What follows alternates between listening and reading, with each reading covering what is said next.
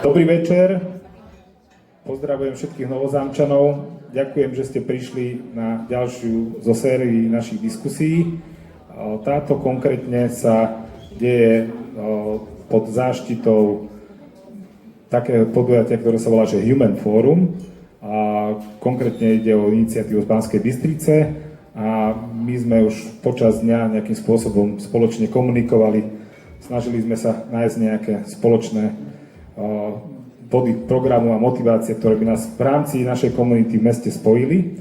A táto diskusia vlastne nadväzuje na tú našu poobednejšiu snahu.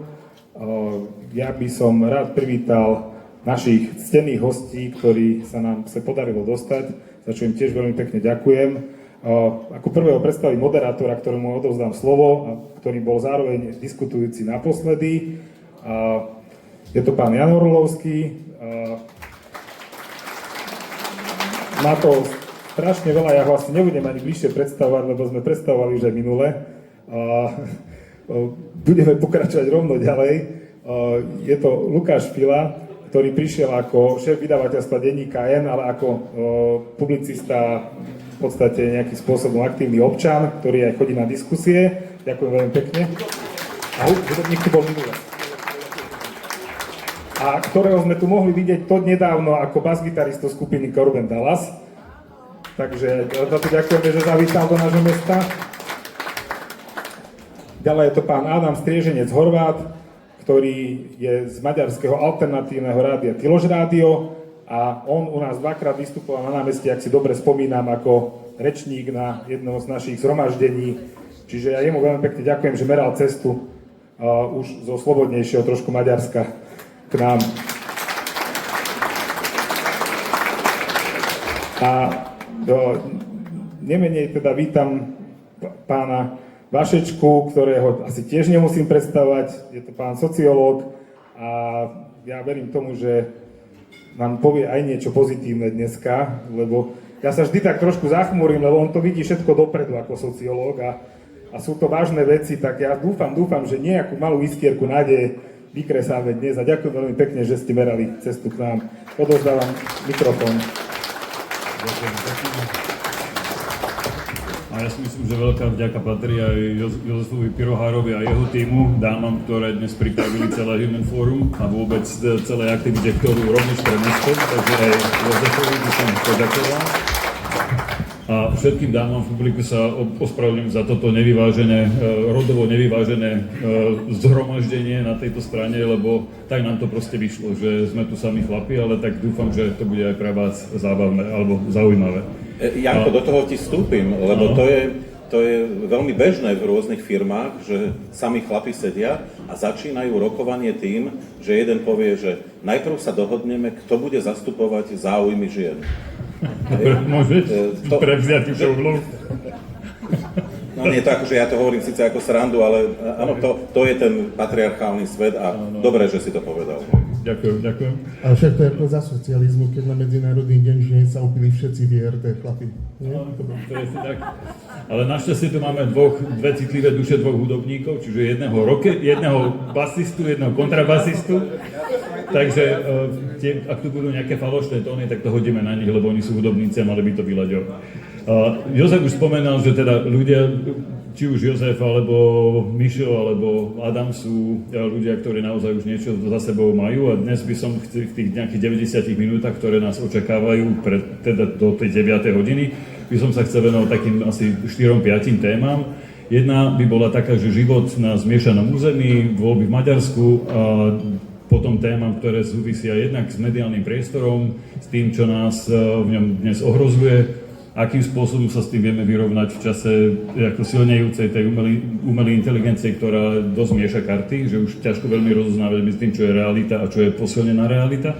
A to posledné by bola taká téma, že čo môžeme urobiť my ako jednoduchí obyvatelia, občania, akým spôsobom sa môžeme angažovať. A to, čo Jozef spomínal, že dnes jeden celý deň bol aj vďaka kolegom a kolegyňam z Banskej Bystrice venovaný práve občianskému aktivizmu, tak som veľmi potešený, že v rámci aj mesta, aj jeho okolia je veľa ľudí, ktorí si dokážu zobrať tú zodpovednosť za seba, že naštartujem niečo v mojej obci alebo naštartujem niečo, čo môže mať výsledok pre moje okolie, nielen pre mňa a pre moju rodinu. Takže Začal by som tým, čo už aj Jozef naznačil, že Adam žije v trošku slobodnejšom Maďarsku a to by som chcel, keby všetci traja možno to nejakým spôsobom zreflektovali, že všetky analýzy hovoria, že no je to super, iní zase hovoria, no nie je to až také super, lebo predsa len bude to ťažké, takže Adam, začnem asi s tebou, žiješ tam a tvoje rádio od roku 91 je takým, povedal by som, že pionierom takej tej komunitnej práce a zároveň teda by som povedal, že tým hlasom slobody už skoro 30 rokov. Takže ako to vidíte vy u vás v rádiu? No. Keď som sa pripravoval na túto diskusiu, ďakujem, nejde to lepšie. Keď som sa pripravoval na túto diskusiu, tak som sa snažil priorizovať nejaké svoje myšlienky, že čo všetko povedať a potom som to asi po 15 minútach vzdal, lebo som povedal, že nechcem tu robiť 90-minútový monológ o tom, že ako to teraz tam vidíme, ale teraz, ak dobre počítam, tak už máme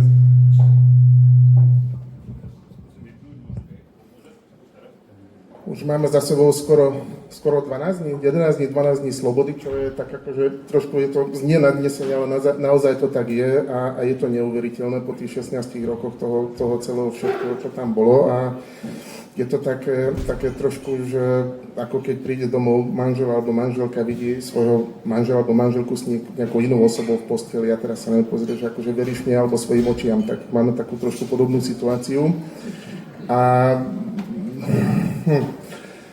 mám veľmi veľa myšlienok, čo ani neviem, kde začať, ale v podstate to, čo sa teraz deje, to je celkom neuveriteľné, lebo až do poslednej chvíli nikto tomu nechcel veriť, že niečo sa takéto po dlhom čase mohlo stať, lebo tých 16 rokov to bolo také, ako keď sa varí žaba v tej vode pomaly, že ľudia, aj obyčajní ľudia, ktorí proste nejakým spôsobom sledujú dianie alebo len žijú a prežívajú v Maďarsku, alebo aj tí, ktorí sa tomu venujú trošku viac, pomaly už boli akoby od toho odvyknutí, že s tým vedia niečo spraviť. A naraz sme sa zobudili na to, že tá sila toho ľudu proste akoby spravila niečo také, čomu nikto nechcel veriť a strašne veľa vecí dáva zmysel teraz spätne a strašne veľa vecí teraz premýšľame, že ako sa to mohlo stať a ako bude ďalej, takže ešte sme trošku z toho taký buchnutý po hlave, ak môžeme takto povedať. Michal, často sa ozývajú také slova, že zdrvujúce víťazstvo, úplne 3-0 kontumačne, že toto je fantázia, to už proste teraz je cesta k slobode úplne vydláždená, že máš tiež pocit, že aj z toho hľadiska tých výsledkov, že to naozaj je tak jednoznačné víťazstvo? Teraz mi to tak podhadzuješ tú otázku, akože čakáš, že budem negatívny. Nebudem vôbec. Upozorním na nebezpečenstvá, ale stále zostáva pozitívny duch a mimochodom je to veľké víťazstvo, to sa nevidí. Samozrejme, každý deň, že ten systém je iný, je kombinovaný, je veľmi zložitý, ako sa hovorí v Maďarsku vtip, že keď 10 politológov by zrazu zmizlo alebo zomrelo, tak už nebude mať ani kto ten systém reformovať, lebo je tak zložitý, že nikto tomu nerozumie v skutočnosti. No, je to veľké víťazstvo a je veľmi dôležité nielen pre Maďarsko. Ja dodám túto dimenziu, ktorá vlastne nie je dôležitá iba pre nás na Slovensku, ale pre celú Európu. Viktor Orbán sa stal guru konzervatívnej alebo pseudokonzervatívnej a populistickej pravice. Mal veľký vplyv na AfD. Ľudia, ktorí to sledujú na každodennej báze, môžu potvrdiť, ako ľudia z AfD chodili pomaly ako na klavír do Budapešti. Mal veľký vplyv na Nemecko, na bratov Talianska, na mnohé ďalšie problematické strany po celej Európe, dokonca na MAGA hnutie v Amerike. To netreba vôbec podceňovať a tento guru, ktorý začínal kedysi osamotený a postupne jednoducho zapleveloval ten priestor v Európe veľmi nebezpečným spôsobom, teraz padol. A to je veľmi dôležité. A iba upozorním na jednu vec, o ktorej málo hovoríme, to je taká veľmi intelektuálna téma. Obrovské množstvo autorov zo Strednej Európy upozorňuje na to, že Stredná Európa je v skutočnosti veľmi nebezpečné miesto, ktoré generuje myšlienky, ktoré sa potom stávajú slávnymi inde. A že vedia v tomto zmysle, že my sme schopní, bohužiaľ, otráviť studne aj inde. prvá vojna začala tu, druhá vojna začala práve u nás v Strednej Európe. Áno, a upozorňujú na to mnohí. György Schöpflin z Maďarska, István Bibo, Václav Bielohradský, Milan Kundera, Claudio Magris, hej, z Terstu, taliansky intelektuál z našej Strednej Európy. Hej, mnohí, a toto netreba podceňovať, Viktor Orbán bol veľmi dobrým predstaviteľom tohto. Áno, niekde sú nejaké nebezpečenstvá ukryté, už samotný fakt, že Péter Maďar vymazal celú opozíciu, socialistickú, liberálnu, to vešti problémy do budúcna, mimochodom, určite ich treba vidieť, ale aj to záleží na TISE, ako sa postaví tým problémom. Hej. Nikto ani nepovedal, že ľudia z Fidesu nedostanú možnosť sa vrátiť o 4 roky. To som tu pred chvíľou hovoril, Adam skoro skolaboval, ešte ani sme nezačali diskusiu. Áno, nevieme, čo sa stane, ale pre túto chvíľu je to nesmierne dobrá správa nielen pre Maďarsko, ale pre celú Európu. A dokonca možno pre celý transatlantický priestor. To znie pozitívne, to sa teším, že je tak, ale na Lukáša by som mal otázku možno potom bližšie k tomu mediálnemu priestoru, že vieme o tom, že teda mediálny priestor v Maďarsku takmer celý ovládol Orbán cez svojich kamarátov a rôzne takéto spojenia, čiže takéto slobodné médium zostalo veľmi obmedzené. Vy ste začínali ako enko na zelenej ruke, tak povediac, vypracovali ste sa behom 12 rokov z 0 na 82 000 predplatiteľov. A teraz ty ako aj člen asociácie vydavateľov tlače, že máte vy nejaké kontakty s Maďarmi a vieš si predstaviť, že akým spôsobom to bude treba, že čo bude treba vlastne urobiť, aby sa vrátil ten mediálny priestor do opäť nejakého takého, že slobodného podnikania, slobodného zdieľania informácií?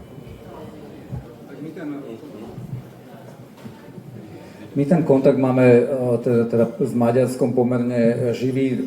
Stôl odo mňa sedí Veronika Munk, ktorá je jedna z významných maďarských novinárov, ktorá vlastne spolu zakladala Telex ako jeden z teda hlavných opozičných a nezávislých fungujúcich médií, takže ona vlastne dochádza do Bratislavy povedzme každý druhý týždeň, takže vždycky príde plná toho, čo sa deje v tej Budapešti, je veľmi intenzívne v tom kontakte aj s tou miestnou mediálnou scénou, lebo teda celý život tam pôsobila, takže tie kontakty má živé, čiže ten obraz máme povedzme pomerne plastický, navyše s veľkou časťou tých nezávislých médií spolupracujeme dlhodobo na rôznych technologických riešeniach a tak ďalej, čiže ten kontakt tam je. Teraz je to prekvapivé, že s Michalom si ako keby obraciame úlohy a ja z roli teda väčšinou optimistu teda zase, ale cítim, že teda ide zo mňa vypadnúť niečo ako mierne ako opatrné.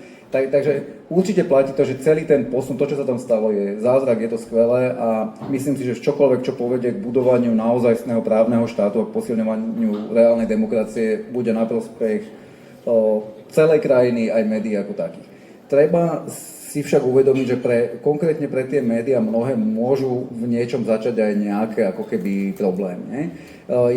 Je tam jeden fenomén, ktorý na Slovensku opakovane sledujeme, je, že vždy, keď vyhrá v úvodzovkách tá naša strana, alebo ako to povedať, keď skončil Mečer, tak bola krátke obdobie eufórie, ale potom u veľkej časti tých čitateľov ako keby nastáva nejaký pocit sklamania, pretože majú pocit, že každé to nezávislé médium musí z podstaty veci začať kritizovať aj tú novú nastupujúcu vládu. Ako keby ten honeymoon bude trvať aj v tomto prípade chvíľku, tá eufória je veľká, ale v podstate ako náhle sa tí sa chopí moci, začnú robiť nejaké chyby a tie médiá ich začnú popisovať. A toto bude prvý šok pre mnohých tých ľudí, ktorí ešte sú stále v tej eufórii a začne tam tá kritika, že a prečo toto a chcete vy návrat Orbána a tak ďalej. Takže určite sa tam sproblematizuje vzťah čitateľ a média oproti dobe, kedy mali toho spoločného úvodzovkách nepriateľa v podobe toho Orbána, čo neviem do akej miery si ako uvedomujú tí kolegovia. Navyše v Maďarsku je veľmi špecifická situácia tým, že Orbán tak strašne dusil celý ten trh, tak povedzme, že tam to trhové prostredie funguje veľmi obmedzene, pretože veľká časť aj tých nezávislých médií bola závislá alebo fungovala s prispätím rôznych grantov, časť toho boli americké peniaze, ktoré sa zastavili už nástupom Trumpa, časť ďalších tých peňazí bola naviazaná predsa len na tú emóciu, že toto je to problémová krajina, ktorej treba pomáhať. A teraz je otázka, že keď teraz sa Maďarsko dostane do kategórie, že OK, už ček, tak je možné, že tie granty budú ďalej vysychať. Čiže už aj teraz čelili mnohé z tých médií nejakým existenčným problémom. Čakalo sa na to, že ako dopadnú voľby a čo sa udeje potom. A teraz to môže dopadnúť z tej ekonomickej stránky tak aj tak. Nie? Pretože to víťazstvo Orbána by pre časť z nich znamenalo, že tie fondy pôjdu ďalej a teraz je otázka, čo sa bude diať. My sme mali tú výhodu, keď sme začínali Enko, že už tu bolo relatívne široké povedomie o tom, že ľudia si majú platiť za obsah. Hej, boli tu, však ľudia teda buď si kupovali tradičnú tlač, alebo bol tu pokus zaviesť Piano ako nejakú národnú platformu platenia za digitálny obsah. Čiže už sme boli relatívne ďalej v tomto, čiže keď my sme vznikali a hovorili sme, že OK, teraz každý jeden z vás si musí predplácať to Enko, ak chcete, aby tu existovala ako keby nezávislá tlač, tak to bolo zrozumiteľné posolstvo, ktoré každý uveril. V tom Maďarsku tým, že tá tlač doteraz nebola nútená toto tým svojim čitateľom hovoriť, tak zrazu, keď dojde na to, že naozaj budú musieť sa uživiť na trhovom princípe, navyše v situácii, kedy nebude úplne jasné, kto je tým nepriateľom, alebo že čo je tá vlastne redakčná pozícia, môže to prinášať aj komplikácie a dajme tomu ten ideové preorientovanie toho bolo vidieť aj v Poľsku nakoniec, po voľbách, že tam tiež bolo veľmi jasné, že časť tých médií mala ten PiS ako nejakú jasného oponenta a po tých voľbách už to zrazu bolo komplikovanejšie, že ako sa vymedzujeme voči moci a kde vidíme nejakú našu pozíciu. Na druhej strane samozrejme to, že v Maďarsku sa môže uvoľniť teraz veľký reklamný balík peňazí, ktoré doteraz sa báli investovať a tak ďalej. Môže to byť aj plusy, ale teda nech teda máme aj niečo ako také, že pozor, môžu byť aj ako problém. Hej, ďakujem. Nech sa to jasné. Naozaj, ja k Lukášovi dodám skutočne iba dve vety, že zase a pozitívne to budem hodnotiť. Teraz má Maďarsko nejakú 16-ročnú skúsenosť, ktorá je neopakovateľná, veľmi negatívna a je v niečom ešte dramatickejšia ako tú skúsenosť, ktorú my sme v 90-kách urobili s Mečiarom. A teraz už budú ďaleko lepšie pripravení na prípadné budúce problémy. Lebo ten príbeh napríklad denníka N, že bol tak pozitívny, že tak pomerne rýchlo sa podarilo postaviť silné médium, je predsa príbehom toho, že nejaká skupina ľudí proste bola veľmi dobre pripravená aj na veľmi problematické časy. Lukáš to nepovedal, možno aj preto, že nechcel ako keby provokovať, no ale však spomente si, a mnohí tu možno ste aj boli čitateľmi Nepsa Bačáku, no však to médium proste na ňo zaútočil Orbán a ono zaniklo z večera na ráno. Hej? Jednu krásnu sobotu bolo po novinách. No a to je to, že to by sa na Slovensku už vtedy nestalo, treba povedať, pretože my sme boli naozaj vytrénovaní z tých mečiarovských čias a ja vlastne veľmi pozitívne hovorím, už ani v Maďarsku sa to nestane v budúcnosti, nech už príde niekto ako Viktor Orbán teoreticky znovu. Možno dám k tomu práve, že na základe aj týchto akože kvázi lekcií, alebo teda čo sme sa naučili, že ako to čítaš ty, čo hovorí Lukáš, že máš pocit, že tie médiá maďarské si toto uvedomujú, pracujú na tom, aby sa teda nejakým ekonomickým spôsobom zabezpečili do budúcnosti? Ja si myslím, že aj v tejto veci ešte sú v tej fáze toho šoku, alebo teraz ešte sa z toho zobudzajú, ale ja úplne súhlasím s tým, čo Lukáš povedal. A ja si myslím, že aj čo sa týka médií, sme momentálne v tom momente, že stali sa voľby. Dôsledkom toho teraz nastala celkom nová situácia, ktorá je úplne nová od toho, čo bolo. A teraz je to aj na tých politikoch, ako to využijú, nedaj Bože zneužijú, takisto aj na tých médiách a v podstate na všetkých aktéroch toho nejakého portfólia života v Maďarsku, že čo sa s tým podarí spraviť. A keď sa to nepodarí, tak potom bude s prepáčením veľký prúser, čo sa tu spomínalo, že sa vráti Viktor Orbán alebo niekto iný a potom to bude ešte horšie. Ale ja ešte, ak môžem... No, nevráti sa. No, nemal by sa, dúfam. No, dúfam.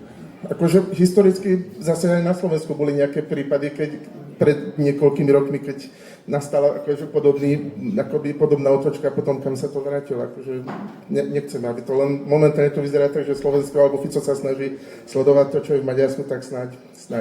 Ale čo som chcel ale povedať, je to, že možno dve veci. Jeden je ten fenomén toho, že v V podstate to, čo Janko spomínal, asi približne 75%, ale opravom Lukáš, možno, že ty máš lepšie číslo, ale približne 75% maďarských médií je v jednej ruke. Proste má to jedna nadácia, ktorá v podstate vznikla takým spôsobom, že silní ekonomickí hráči pozbierali všetky médiá, televízie, noviny, rozhlasové stanice a tak ďalej.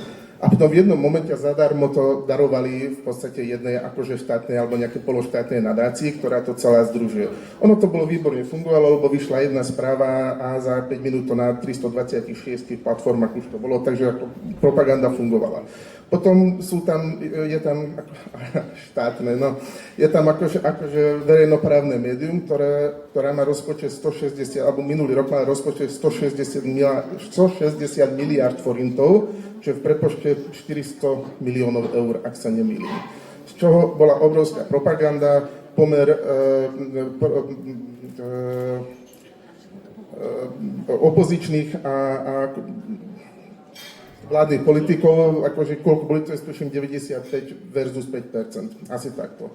Otázka je, že čo bude s týmito médiami, či z nich niečo bude, či to zostane, či to zanikne ako nejpsobačák, alebo nejakým iným spôsobom. A na druhej strane sú tam niektoré silné, ako malé, ale relatívne silné médiá, s ktorými aj Enko spolupracuje. A tam si myslím, že najväčší fenomén je Partizán, s ktorým tiež spolupracujete nejakým spôsobom, ktorý v podstate z YouTubeového kanálu vznikla v podstate, ja už aj neviem, ako to nazvať, proste nejaký celkom veľký mediálny produkt, ktorý v podstate si vzal za úlohu akoby rolu verejnoprávneho nejakého média. A minulý rok dostal najväčšie množstvo z tých 1%, čo sa dá zdanie akoby dať 1%, tak oni boli najväčší ako tí, ktorí to dostali, prijímatelia, takže oni v podstate ako nejakým spôsobom prebrali tú úlohu tých verejnoprávnych médií a je vidieť, že tí ľudia proste na to majú, akoby, je na to spoločenská objednávka. No a teraz otázka je, že akým spôsobom sa to celé zmení a že či tam budú dostatočne kompetentní ľudia, ktorí sú si toho schopní to sa chytiť a nejakým spôsobom to nejak zmanéžovať, alebo nie. No tak alebo Enko príde aj s Veronikou do Maďarska a bude to tam možno fungovať aj vy.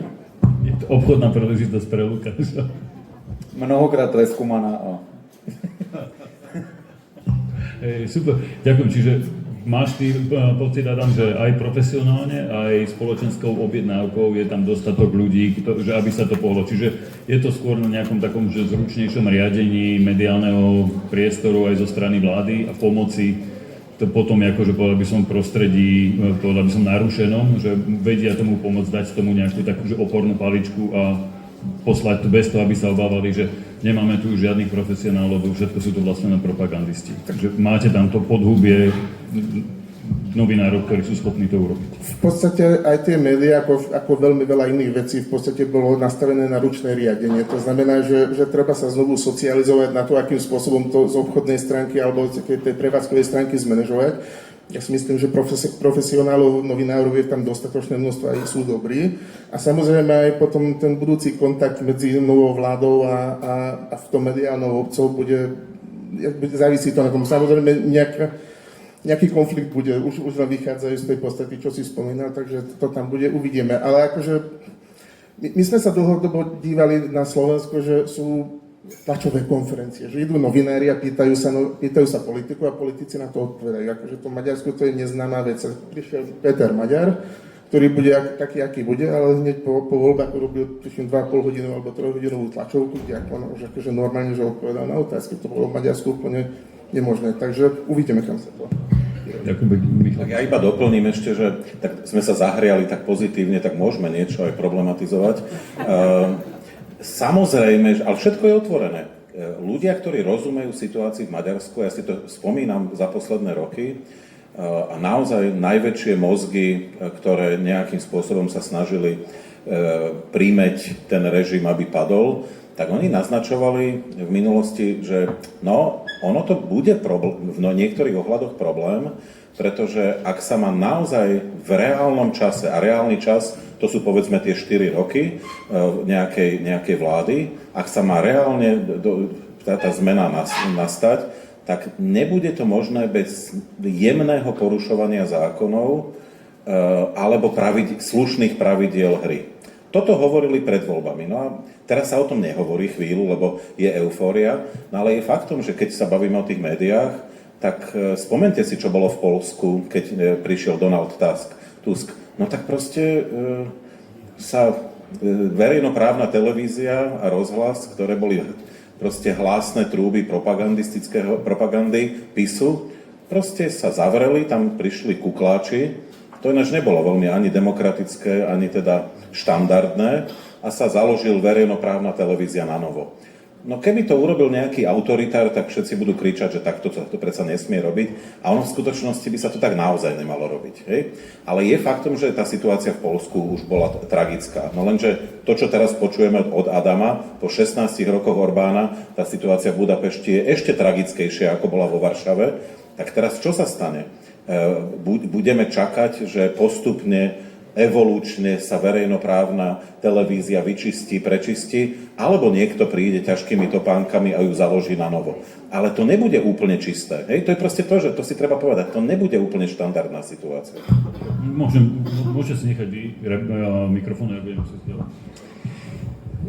Podľa mňa v tom Poľsku bola dramaticky odlišná situácia v tom, že tam stále tá povaha toho režimu bola iná a tam, dajme tomu, fungoval normálny kapitalizmus celý čas. To znamená, tam vláda nekoncentrovala nikdy takým spôsobom ako ekonomickú moc ako tam a platilo to aj pre médiá. Tam existovala stále autentická pluralita normálne komerčne fungujúcich médií, takže jasné, že tam bol ten problém tiež, ale bol obmedzený viac menej na tie verejnoprávne médiá alebo také veľmi úzkorežimové. Tunak je to normálne plošne celotrhový, absolútny problém, ktorý je naozaj kvalitatívne niekde ako úplne ide. Ja keď teda sedem do Maďarsku, tam je jedna podľa mňa veľmi pozitívna vec aj z nášho slovenského pohľadu je, že teda ten Orbán bol ochotný odovzdať moc. Že vlastne zjavne si to vyhodnotili, že, lebo však bola obava, že či teda budú uznané výsledky a tak ďalej. Ale teda myslím, že tam nám všetkým veľmi odľahlo aj s ohľadom na to, že to je nejaký snáď predzvesť toho, čo nás čaká. Ale zaujímavé je, že mi to strašne začalo pripomínať Fica v roku 2010, kedy ako náhle skončila prvá Ficová vláda, ktorá už vtedy ako odmietala skomunikovať a tak ďalej, ako náhle prišla tá Radičová, Fico normálne bol ochotný dať rozhovor SME, 4-krát ho dal za roh, Kaliňák, všetci boli presne to, čo sa už deje v Maďarsku a oni ešte tým smerákom to trvalo pár týždňov a mesiacov sa oklepať, ale v tom Maďarsku to pochopili hneď, že vlastne hráme to na návrat, ako to reálne, hráme to určite aj na to, že aby bolo tej basiči menej, ale myslím si, že aj hráme to na návrat a druhá lekcia podľa mňa pre to Maďarsko, ale ja neviem úplne aká jednoznačne je, ale že ak sa to prepiskne s tým volaním po spravodlivosti, tak sa to môže hrozne vrátiť, lebo nechcem teda akože byť zlý, ale ak by sa opakovala analogia, že 2010, tak Fico bol za 2 roky naspäť. To sme ani nečakali celé volebné obdobie. Ale teda však dúfajme, že to bude inak. Ale vidíme to aj u nás, že keď sa ide veľmi hrubou sekerou, a či to je v oblasti verejnoprávnych médií alebo tých trestných konaní, tak potom sa to prehúpne do toho, čo my tu zažívame teraz. Že vlastne oni v snahe sa pomstiť, v niečom napraviť, možno aj nejaké, využívajúc procesné pochybenia, ktoré sa urobili, tak nielen, že sa vidíme, že sa sú schopní zvrátiť tie veci, ktoré ako keby sú rozbehnuté, ale oni sú potom schopní robiť ako systémové zmeny, ktoré sa tu budú akože ťažko napravať. Čiže aj to, keď sledujem to Maďarsko, to volanie je vlastne po tej krvi, tak myslím si, že naša skúsenosť Slovenska hovorí, že treba strašne opatrne s tým ísť a každý krok treba robiť s veľkou istotou, lebo keď sa to zase vráti naspäť, tak všetko to bude zapísané, tie ponaučenia tam budú a môže sa stať, že tak ako v našom prípade to potom bude akože o to horšie, že tá akcia-reakcia tam nejak ako funguje a už posledný dovetok, že vlastne v tomto, a ja znova neviem, to by sme asi vedeli celú noc diskutovať, že tak ako sme všetci, alebo teda veľká časť spoločnosti po Mečiarovi vlastne bola z toho veľmi sklamaná, že to nemalo nejakú trestnoprávnu dohodu, celý ten mečiarizmus, ale že to skončilo takým tým slovenským konsenzuálnym spôsobom.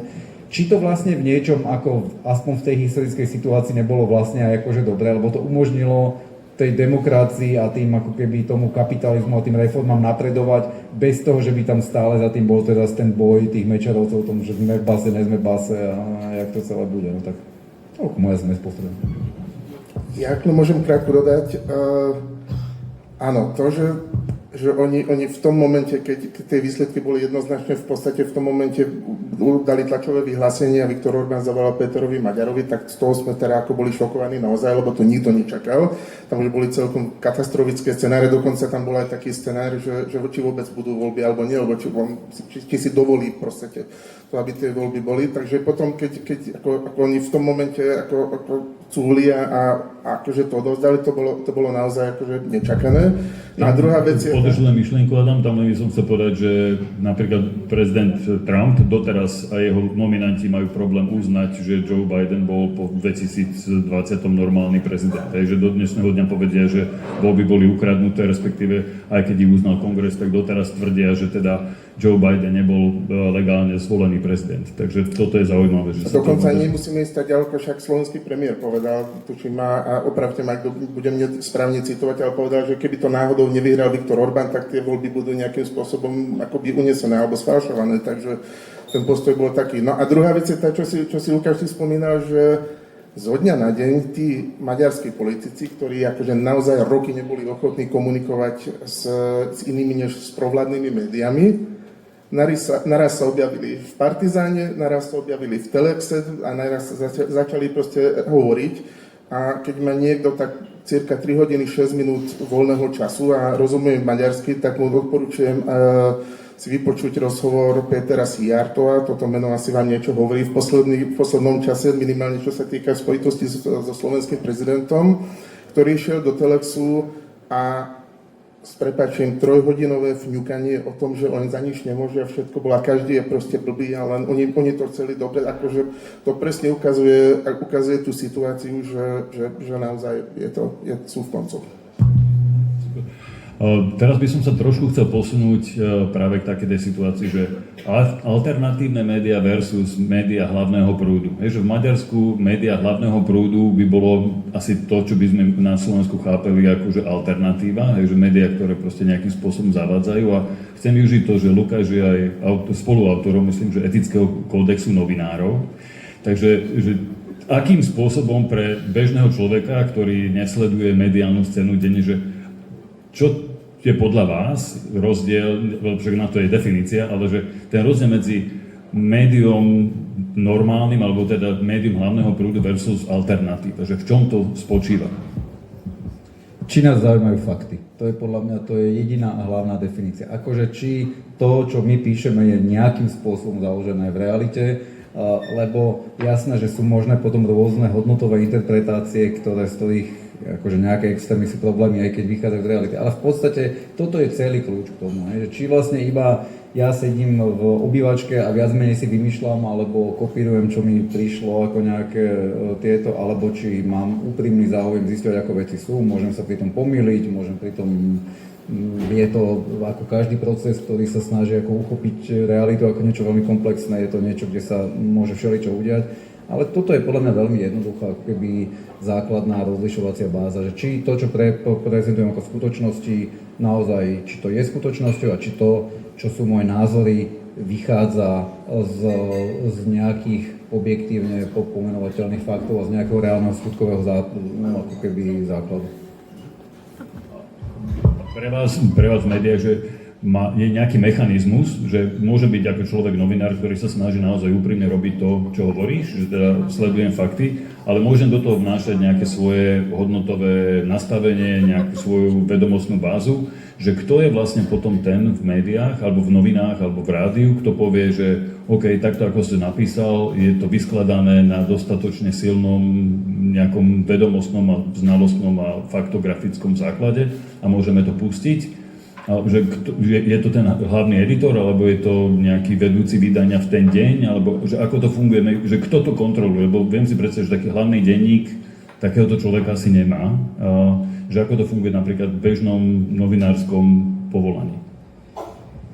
Je extrémne ťažké to zovšeobecniť, lebo sú aj seriózne médiá, ktoré robia 1-2 ľudia, ktorí vlastne nemajú nejakú zložitú štruktúru, takže to nedá sa povedať, že iba keď niekto má celú pyramídu editorov a zodpovedných ľudí, iba vtedy to vie robiť zodpovedne, ako keby tá úprimná, a naopak môžu byť aj veľké celé týmy a organizácie ako verejnoprávne médiá v Maďarsku, kde síce majú editorov, ale sú schopní minúť 400 miliónov eur, ale napriek tomu teda si budujú ako keby nejakú vymyslenú realitu. Čiže ako nedá sa to striktne odviesť od nejakého akože štruktúrálneho opisu toho, ako to je. Čiže myslím si, že základom je vždy ako keby úprimná snaha vychádzať z faktov, ako som to už povedal, a potom tých opravných korekčných mechanizmov je ako množstvo. Samozrejme, to je výhoda väčšej redakcie, že človek na to nie je sám, že má nejakú oponentúru, má niekoho, kto ich vedie, takže v princípe si myslím, že aj keď aj na absolútnom vrchole módy, že občiansky žurnalizmus, že to je tá budúcnosť a že už iba jednotliví novinári budú fungovať a tak ďalej. Ja som vždy vnímal ako veľkú pridanú hodnotu väčšej organizácie, kde funguje nejaká kolektívna pamäť, je tam nejaká špecializácia a tak ďalej. Myslím si, že toto sú ako všetko dôležité veci.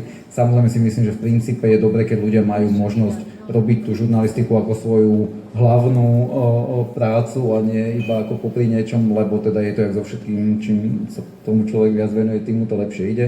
A samozrejme, ale na Slovensku existuje celý systém potom aj ďalších korekčných mechanizmov, ak nefunguje tá redakcia samotná, čiže máme tlačovú digitálnu radu, ktorá ako keby, kde sa môžu občania obracať s tým, že čo je fakticky samoregulačný orgán, kde sa môžu ľudia obracať so svojimi sťažnosťami na veci, ktoré boli publikované. V minulosti sa zaoberala iba tlačenými vecami, teraz už teda prejednávajú veci, ktoré boli odvysielané. Máme mediálnu radu, sú tu súdy, na ktoré sa aj možno ako keby obrátiť. Takže myslím si, že je potom veľa mechanizmov celospoločenských, kde tá korekcia sa ako keby vynúcuje zvonka. No ale myslím, že ten proces je objektívne ťažký. My máme skúsenosť, máme mnohorakú skúsenosť s tým, ako nás žalujú, v snahe väčšinou nás nejakým spôsobom umlčať alebo znechutiť od niečoho. Naopak v posledných rokoch máme aj my už relatívne do skúsenosti s tým, že my aktívne žalujeme iných, ktorí šíria o nás zase nepravdy, lebo dospelo to do bodu, že vlastne človek sa musí brániť. Ako, dajme tomu, taký veľký prípad z tých posledných rokov je prípad Moniky Todovej, ktoré šírili dezinfoweby ako fámu, že si nejakým spôsobom nemohla legálne zarobiť na svoj byt. A presne to bola štruktúra, že s tým prišla, s touto tým prvým odhalením prišiel subjekt, ktorý bol registrovaný na Kokosových ostrovoch, čo som ani nevedel, že také miesto na svete niekde existuje. A potom túto správu potom citovala už sieť nejakých ďalších dezinfowebov, ale teda v zjavnej snahe ako zbaviť všetkých právnej zodpovednosti, že odvoláme sa na niečo, čo vlastne je nepostihnuteľné, neuchopiteľné. No a našťastie po rokoch sa podarilo ako keby nejakú právnu nápravu zistiť. Bolo by to na celú ako samostatnú tému, ale myslím si, že žiaľ Bohu neexistuje jasná odpoveď, že keď niekde nájdete tyráž a je tam aspoň 5 ľudí, tak už je to OK. Žiaľ, nie je to také jednoduché. No. Adam, z tvojho pohľadu, že keby teraz niekto povedal v maďarskom rozhlase, že počúvajte Tiloš rádio, nerobte to už ako komunitné rádio, poďte to robiť, teda povedal Peter Maďar, že ja som teraz premiér, poďte prevziať maďarské verejnoprávne médium, že poďte to urobiť. Čo ty na to? To sa asi nestane a my by sme asi tam do toho nešli z rôznych dôvodov, ale to, čo teraz Lukáš povedal, tak to je taká ideálna štruktúra, ako by to, o čom sme my dlhé roky snívali. V Maďarsku momentálne tá realita je úplne iná a to, že ako to bude v budúcnosti, na to sme zvedaví a je to jedna z mnohých vecí, čo sa musí zmeniť. Maďarsko malo výborný mediálny zákon až do roku 2012. Dokonca, čo sa týka komunitných médií, v Maďarsku to malo celkom veľkú silu. Samozrejme, Tiloš rádio je akože relatívne veľké, ako najväčšie komunitné médium v Maďarsku, ale tu sa bavíme o veľmi maličkých, aj nejakých mestských a nejakých veľmi regionálnych, neviem, rozhlasových stanicách, novinách a tak ďalej, čo spatrili do kategórie komunitného média. Ale dokonca ten mediálny zákon sa bral ako za príklad napríklad aj v Spojených štátoch, kde je napríklad najväčšie komunitné rádio KEXP, ktoré dokonca má tú istú frekvenciu, čo máme my, ale to je len shoda okolností. No a v roku 2012 práve akoby súčasť toho mediálneho válcovania alebo toho zániku, toho celého systému, ten mediálny zákon bol zmenený s tým, že všetky cirkevné a rôzne ďalšie rozhlasové stanice a mediálne produkty sa stali komunitným a v tom momente v podstate tie klasické komunitné médiá zanikli, asi 85 až 90% týchto médií zaniklo. No a v podstate my v Tyloši fungujeme takým spôsobom, v tom sme trošku, sú dve veci, ktoré sú veľmi zásadné pre Tyloš. Jedna vec je taká, my máme jednu veľmi zásadu, my nikto nesmie volať aktívneho politika do rádia. To znamená, že my s politikmi vôbec nekomunikujeme. Samozrejme sa bavíme o veciach politických. Ja som občas dostal ešte v minulosti takú výnimku, keď som v mojej relácii, ktorá sa zaoberá Slovenskom, že som s nejakými politikmi mohol robiť rozhovory, lebo však to sa netýka Maďarska, ale potom radšej aj toho sme sa vyhli. A druhá vec je tá, že Rádio Tyloš neberie žiadne peniaze od štátu a okrem toho nerobí žiadnu reklamu, tým pádom nie sú schopní na nás robiť akýkoľvek nátlak ani skrz nejaké ekonomické nejaké silové organizácie ani cez štát. Občas nám zoberú frekvenciu, potom nakoniec nám ju vrátia. No to sa občas stáva, ale to už teraz v dobe 21. storočia, keď v podstate 90% našich poslucháčov nás poslúcha online, tak to už je len otázka viac prestížu ako praktickej funkcie. Takže takýmto spôsobom sme boli schopní prežiť a čo je možno taký unikát je, že v tom našom rádiu sa zaoberáme takými témami, ktorými sa nezaoberá ten maďarský mediálny priestor žiadny. A teraz ešte na tú rozloženosť toho celého. Problém je ten, že ako sme o tom hovorili, vyše 75% maďarských médií je v rukách jednej nadácie, plus k tomu prichádza ešte tá akože verejnoprávna televízia. Toto celé je na ručné riadenie. To znamená, že oni v podstate si robili, čo chceli. Obrovské množstvo súdnych rozhodnutí bolo oproti tomu, že akým spôsobom oni klamali, zavádzali, vôbec si z toho nerobili problém. Proste akože mali, ja neviem, televízia TV2, ktorá je jednou z komerčných televízií pro Orbánovských, oni tak mesačne prehrávali 100 a 150 súdov, ak dobre viem, proste akože naozaj veľké množstvo, nič, proste nula. Išli ďalej, funguje to. To znamená, že to všetko bolo na ručné riadenie a veľmi dobre vieme, že však keď potrebujeme to, aby súd dával dobré rozhodnutia, tak musíme meniť zákony, musíme ústavný súd trošku nejak ako odbremeniť od nejakých, ako by som povedal, zodpovedností a tak ďalej. Takže v podstate toto fungovalo úplne v pohode a potom tie nezávislé alebo tie reálne médiá, tí fungovali ako boli schopní a ako vedeli a uvidíme, ako to dopadne teraz, akože neviem tomu zatiaľ ešte povedať. Ďakujem pekne. A ja by som si dovolil doplniť to, čo hovoril Lukáš, to okamžite sa dá podpísať, len tá naša realita slovenská, a ja teraz poviem niekoľko chronicky známych vecí, v podstate banálnych, len my si ich musíme opakovať práve preto, že v tej každodennosti na ne zvykneme zabúdať. Ten slovenský mediálny trh je, každá situácia je koniec koncov iná v každej krajine, to je jasné, to sa neopakuje. Tá naša realita je pozoruhodná tým, že tzv. Alternatívne médiá, volajme ich teda dezinfomédia, už dlhé roky mali pomerne veľký výtlak na Slovensku. Nie je to tak v každej krajine, ani v každej krajine Strednej Európy a už vôbec nie v niektorých krajinách Západnej Európy. Oni sú všade, samozrejme, ale ten výtlak majú rôzny. Už 2,5 roka sledujeme, že dezinformačné médiá dostali neuveriteľný impuls práve tým, že jedna časť politickej scény cez ne informuje. To je veľmi neštandardné a vlastne ich týmto spôsobom legitimizovala. No a aby to bolo ešte lepšie, tak keď sa bavíme o médiách, tak musíme spomenúť aj tie sociálne médiá a opäť krajiny sa medzi sebou veľmi líšia a tá slovenská realita je napríklad aj o tom, že pomerne štandardné sociálne médium, jedno z tých najstarších, Facebook, je na Slovensku extrémne toxické. A proste musíme si to pripomínať. Sú krajiny západnej Európy, kde politický obsah na Facebooku je 12, 15, 17%, na Slovensku 55 až 60. Úplne toxický priestor, kde navyše, keď sa pozriete na ranking prvých 10, kto má najväčší výtlak, tak sú to politici a sú to politici Smeru, Republiky, niekoľko nejakých dezinformátorov. Zuzana Čaputová vypadla z prvej 10, bola jediná, ktorá tam bola v tej prvej 10, ešte predtým, než skončila svoj mandát. Áno, čiže toto je samozrejme priestor tým pádom, ktorý štandardné médiá, Denník N, SME, Aktuality, Postoj, doplňte si, čo chcete, zrazu, napriek svojej štandardnosti, no nie vždy ťahajú proste za ten najväčší, by som povedal, úzol toho povrazu. A ako sa im to podarí, Mišo, že keď hovoríš, že v iných krajinách to tak nie je, že akým spôsobom sa vlastne, ako sme sa my dostali k tejto situácii, že bolo to práve tou legitimizáciou toho politického spektra? No. Dnes už je to o tej legitimizácii, samozrejme. Ak sa komunikuje tým, že sa dávajú zásadné rozhovory do Infovojny, keď sa tu robia rozhovory s odsúdeným Kočnerom cez, no ani to nechcem hovoriť, čak mne to je tak trápne ináč, že vlastne ten pocit mňa, ako sa na Slovensku hovorí, hanba ma fackuje, keď to vidím. No ale samozrejme na začiatku je to bohužiaľ o mentálnom stave populácie. Ja nechcem teraz všetko hádzať na politikov. Žijeme v jednej z najzakonšpirovanejších krajín Európy. Proste tá mentálna pripravenosť myslieť konšpiračne je na Slovensku obrovská, naozaj neporovnateľná s niektorými krajinami, povedzme Škandinávie. Viete, tam aj tá ruská propaganda sa o niečo snažila, ale neúspeli v podstate.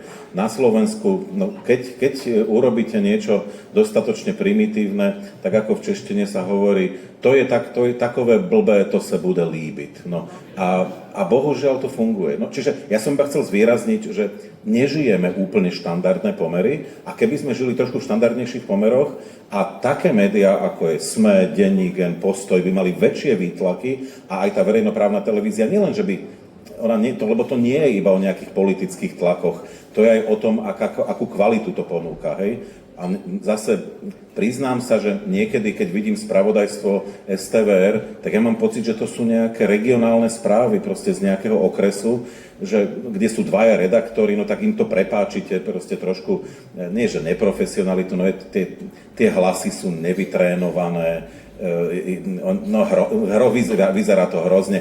To v Českej republike, to keď takto vidíte, tak to si poviete, aha, že to je asi vysielanie z Ostravy, ale v skutočnosti je už asi z Opavy, tak oni sú tak, no dobre, tak to asi nevyšlo, nie je to také dobré ako v Prahe a Brne. No, čiže ono je to aj o profesionalite samozrejme, že nie je to iba po politických zásahoch. No len proste na to pamätajme, že my si tu môžeme pochváliť sa navzájom, ako dobre to niektorí robia, no len otázka je, že či ťaháme za ten najväčší povraz tu. No, teraz nedávno bol náš premiér, ktorý povedal, že on už nebude dávať žiadne rozhovory nikomu, lebo že to sa neoplatí, že oni majú iné kanály. Takže moja otázka na teba, Lukáš, je, že môže si politik, a už nehovorím o tom, že je to predseda vlády, dovoliť zákonne povedať, že ja už nikdy s vami rozprávať nebudem, ja si budem rozprávať cez svoje sociálne médiá, a takéto kvázi tieto médiá tej alternatívy alebo tej dezinformácie, že vy máte nejakú legislatívnu cestu, ako mu povedať, že toto robiť skrátka nemôžete? Je to spor, ktorý už sa niekedy v nejakej podobe dostal aj na súd, pretože v nejakom bode nielen, že Fico povedal, že on nebude odpovedať, ale vláda si to prijala formou, keď nie uznesenia, tak nejakého úzusu, že teda žiadne ministerstvo nebude odpovedať denníku N. A to bolo ešte niekedy v našich začiatkoch, kde teda sme sa bránili normálne cez ústavný súd a tak ďalej a tak ďalej. Ono vlastne, im to vydržalo v skutočnosti asi 2 dní, lebo tie ministerstvá vlastne aj niektoré chcú komunikovať, aj niektorým tým ľuďom je to blbé, že toto vlastne chápu, že to nie. Čiže ako všeobecne máme zakotvené v tlačovom zákone princíp, že by štátne orgány mali informovať médiá na základe rovnosti, ale je veľmi teraz zložité prísť na to, čo presne, ako keby, akým obsahom toto naplní. Povedzme si pravdu, že tento štýl komunikácie Trump si založil vlastnú sociálnu sieť na to, aby informoval o svojich stanoviskách a to teda je človek v inom postavení, ako slovenský premiér, ako teda pri všetkom ako rešpekte aj k tomu nášmu. Takže žijeme v dobe, ktorá, teda, že nie sme my jediná tá krajina, kde sú tieto špecifika. Myslím si, že nemáme inú, ako prikázať mu čokoľvek zákonom, myslím si, je komplikované. Vynúčiť si ten princíp rovnosti, ktorý existuje, je zložité.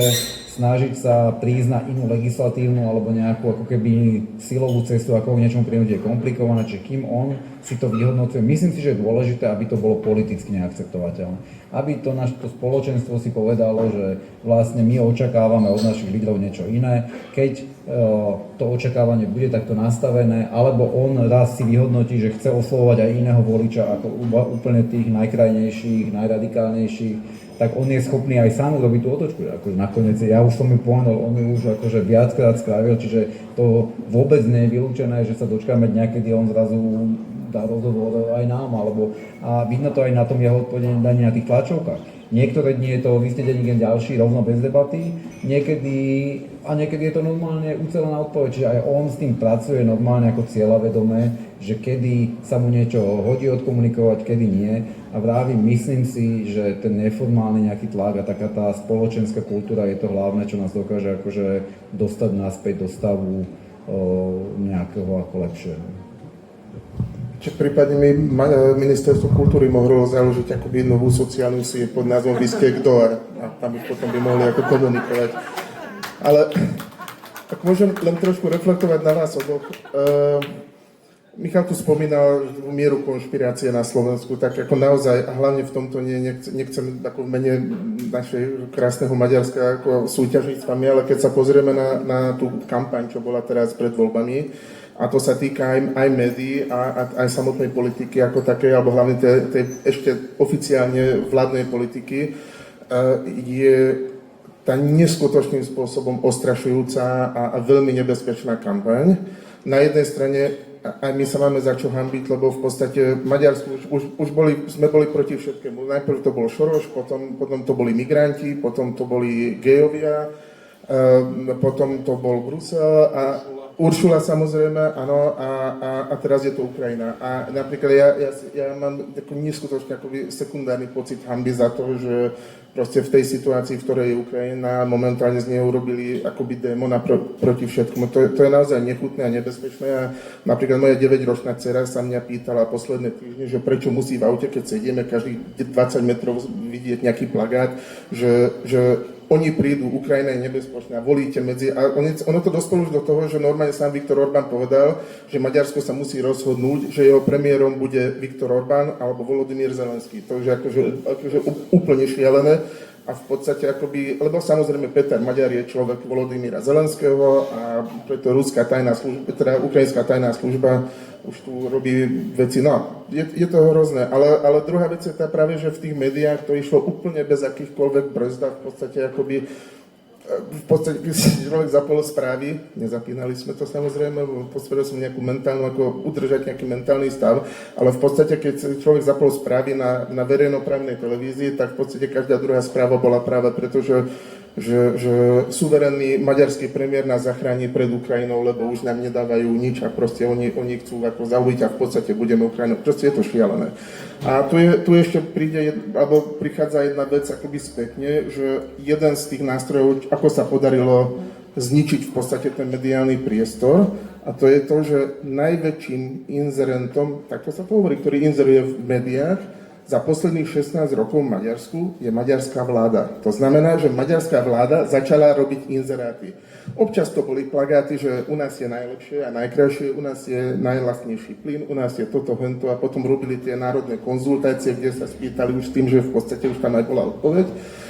A v podstate oni akoby tie médiá na to dali závislým, lebo dostávali tie peniaze. A potom, keď už všetky tie médiá, aj tie nepriateľské, boli na to akoby ako na tom závislí, tak od nich začali tie inzeráty už potom znižovať a tým pádom ich dostávali do finančných problémov a de facto aj ten Nepsabaťák viac menej, to bol jeden z tých dôvodov, ako to skončilo. A toto bol veľmi, veľmi detailne premyslený nástroj, s ktorým v podstate totálne akoby ovládli ten mediálny priestor a dúfajme, že pán premiér Fico sa toto nenaučí akoby to Maďarska, ale je to veľmi zlé a veľmi nebezpečné a stálo to obrovské peniaze všetkých ľudí, ktorí nejakým spôsobom tu platia daň v podstate Maďarsku. Ďakujem pekne.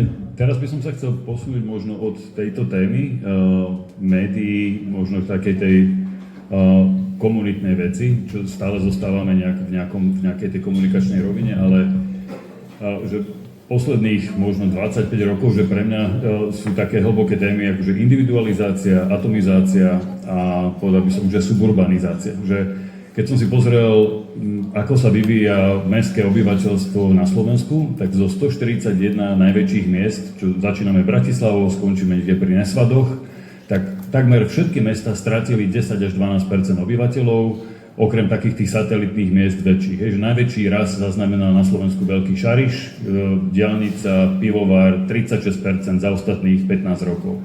Senec, Pezinok, Jur, ale veľa miest stráca obyvateľstvo v prospech malých obcí, ktoré sa nachádzajú v okolí, pretože bytová situácia a podobne. Čiže ako keby sa strácal taký ten komunitný pocit, lebo keď musím dochádzať do práce, tak strašne veľa času strávim v aute a potom sa už musím venovať rodine, čiže ako keby sa nám vytráca ten duch nejakého toho komunitného života a starší ľudia na to reflektujú, že za sociku bolo super, lebo sme tak žili spolu, teraz každý žije len sám pre seba a že aj vo svetle toho, čo hovoril Lukáš, že brániaca sa demokracia, respektíve v ich prípade brániace sa médiá, že akým spôsobom, to je teraz asi prvá otázka na Michala, že ako si my vieme udržať taký ten duch, taký komunitný. Ako dnes, čo sme videli v rámci toho Human Fora do obeda, tak sa mi to veľmi páčilo, dokonca s Jarom sme sa bavili na tú tému, že odišiel z mesta žiť na dedinu, kde začal byť on ten aktivista. Hej? Ale ťažko jemu potom z týchto malých obcí, že pre mňa treba, že 15 000 demonštrácia v Bratislave je strašne slabý výsledok. Hej? Že to proste